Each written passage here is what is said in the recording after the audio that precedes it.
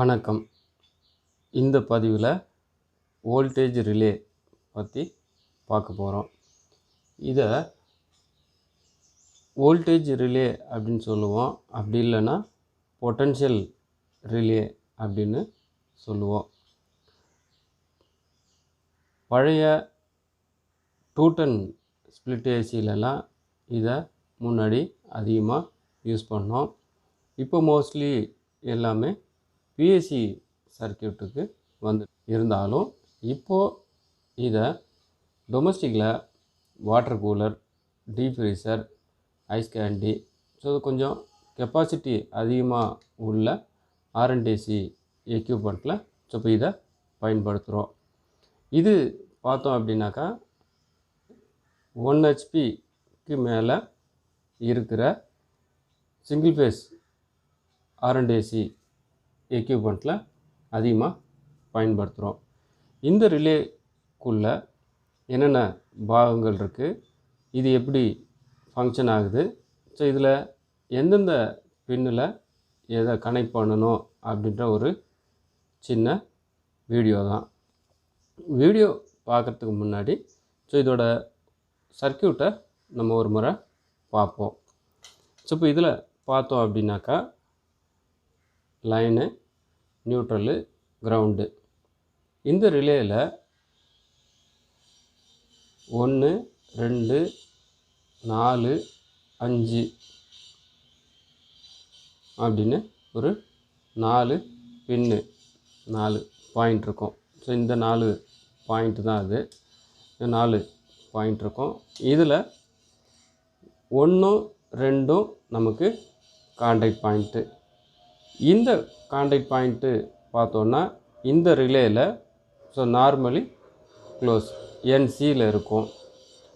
5ம் 2ம் பார்த்தோன்னா காயில், இந்த ரிலேக்குள்ளே இருக்கிற காயில்.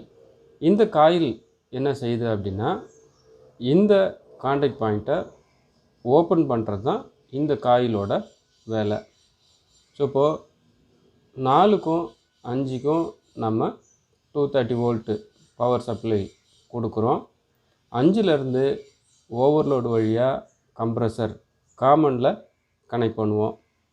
அடுத்தது பார்த்தோன்னா 2ஆம் நம்பர் பாயிண்ட்லேருந்து கம்ப்ரெஸர் ஸ்டார்டிங் வைண்டிங்க்கு கனெக்ட் ஆகிருக்கும். 4ஆம் நம்பர் பாயிண்ட்லேருந்து ரன்னிங் வைண்டிங்க்கு கனெக்ட் ஆகிருக்கும்.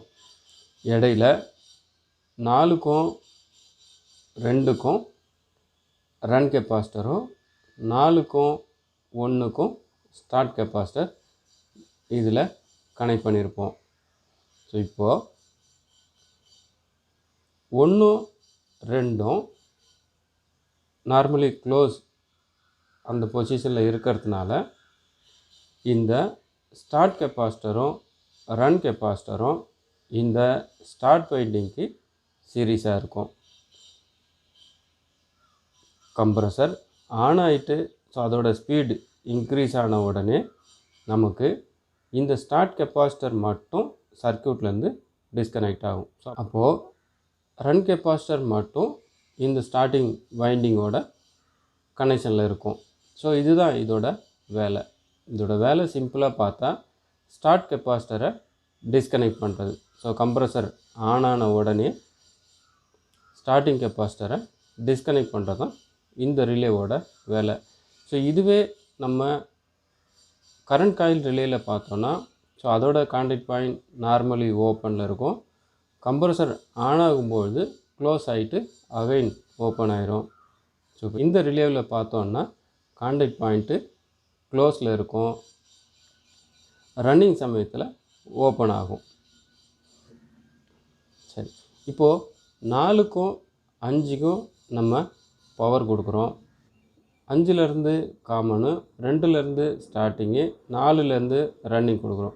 அப்போது இந்த ரிலேவில் இருக்கிற காயிலுக்கு எப்படி சப்ளை வருதுன்னு பார்த்தா இந்த கம்ப்ரெஸர் ரன் ஆகிட்டு அதோட ஸ்பீடு இன்க்ரீஸ் ஆகும்பொழுது இதிலிருந்து வர பேக் EMF வோல்டேஜ் தான் இந்த காயிலுக்கு பவர் சப்ளை.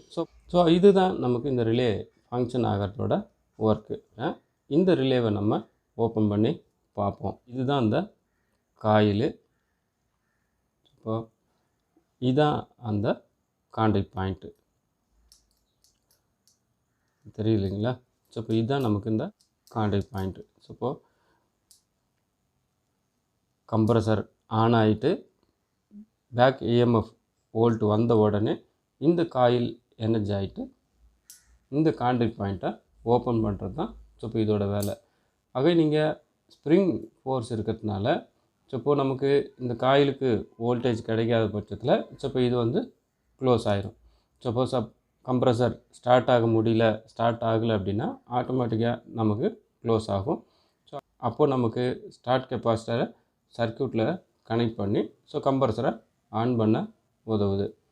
ஸோ இப்போ இந்த கெப்பாசிட்டரை நம்ம எப்படி செக் பண்ணுறது அப்படின்னு பார்த்தா 5க்கும் 2க்கும் நம்ம பவர் கொடுக்கும்போது ஒரு கிளிக் சவுண்டும், 1க்கும் 5க்கும் பவர் சப்ளை கொடுக்கும்போது ஒரு பெல் சவுண்டும் கிடைக்கும். ஸோ அது மாதிரி நம்ம கொடுத்து பார்க்கும்பொழுது ஸோ இப்போ ரிலே நல்லா இருக்கா நல்லா இல்லையா அப்படின்னு பார்க்கலாம். ஸோ அதே மாதிரி முக்கியமாக இதில் கவனிக்க வேண்டியது என்ன அப்படின்னா இந்த ரிலேவை நம்ம டாப் பொசிஷனில் ஃபிக்ஸ் பண்ணணும். ஸோ அது எல்லா ரிலேவிலையும் நமக்கு டாப்புன்னு எழுதியிருக்கோம். ஸோ அப்போ அந்த பொசிஷனில் நம்ம கேபினெட்டில் மவுண்ட் பண்ணுறது நல்லது. ஸோ இப்போ இதை உல்ட்டாவாக ஃபிக்ஸ் பண்ணும்பொழுது ரிலே ஃபங்க்ஷனிங் நமக்கு மாறுறதுக்கு வாய்ப்பு இருக்குது. ஸோ அதாவது அந்த க்ளோசிங் ஓப்பனிங் மாறுறதுக்கு வாய்ப்பு இருக்குது. இப்போது தெரியுது பார்த்தீங்களா? 5, 2, 1. ஸோ இப்போ இது 4. இப்போ 4 நமக்கு நியூட்ரலும், 1 ஸ்டார்டிங்கை ஃபஸ்ட்டு கனெக்ட் பண்ணுறோம், 2 5. 5ம் 2ம் நமக்கு காயில் சப்ளை. ஸோ இப்போ 5க்கும் 2க்கும் நான் சப்ளை கொடுக்கும்பொழுது என்ன நடக்குதுன்னு பார்ப்போம். இப்போது 5க்கும் 2க்கும் நான் பவர் கொடுக்குறேன், அதாவது 230 வோல்ட்டு.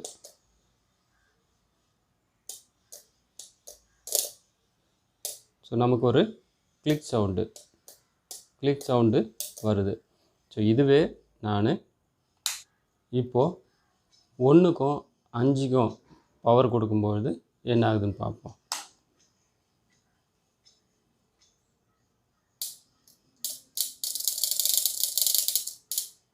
ஒன்றுக்கும் 5க்கும் பவர் கொடுக்கும்பொழுது நமக்கு அந்த பெல் சவுண்டு கிடைக்குது.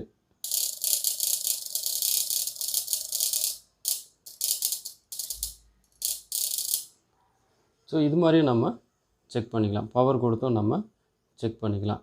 ஸோ இப்போ இது காயில் நல்லா இருக்கா இல்லையா அப்படின்றது மல்டிமீட்டர்லேயும் நம்ம செக் பண்ணிக்கலாம். மல்டிமீட்டரில் 5க்கும் 2க்கும் கண்டினியூட்டி பார்க்கும்பொழுது நமக்கு எவ்வளோ வேல்யூ வருதுன்னு பார்ப்போம்.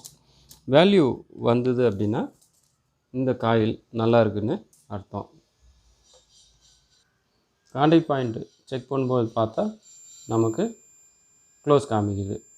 ஸோ இப்போ இந்த கான்டாக்ட் பாயிண்ட்டு க்ளோஸு. ஸோ இப்போ இதுதான் கான்டாக்ட் பாயிண்ட்டு. 5லேயும் 2லேயும் மல்டிமீட்ரு கனெக்ட் பண்ணும்பொழுது, அதாவது கண்டினியூட்டி கனெக்ட் பண்ணும்பொழுது வரல. ஸோ இதுவே கம்மியாக செலக்ட் பண்ணிவிட்டு வைக்கிறேன். ஸோ அதாவது 20Kயில் வைக்கும்பொழுது பார்த்தா நமக்கு வேல்யூ வருது. ஸோ இப்போ இது பார்த்தோம் அப்படின்னாக்கா காயிலோட வேல்யூ. ஸோ கான்டாக்ட் பாயிண்ட்டு 1ம் 2ம் கான்டாக்ட் பாயிண்ட்டு. ஸோ இப்போ வைக்கும்பொழுது நமக்கு கண்டினியூட்டி வருது. ஸோ இப்போது கான்டாக்ட் பாயிண்ட்டும் நல்லாயிருக்கு. ஸோ அதே மாதிரி காயிலும் நல்லாயிருக்கு. காயில் செக் பண்ணும்போது நம்ம கம்மியான ஓம் செலக்ட் பண்ணுறது நல்லது. நான் 20K செலக்ட் பண்ணுறேன். நமக்கு 10.66 கிலோ ஓம் வருது. ஸோ அப்போது நமக்கு இந்த ரிலேவில் காயிலும் நல்லா இருக்குது. ஸோ கான்டாக்ட் பாயிண்ட்டும் நல்லா இருக்குது. இந்த பதிவு உங்களுக்கு பயனுள்ள விதத்தில் அமைஞ்சிருக்கும்னு நினைக்கிறேன்.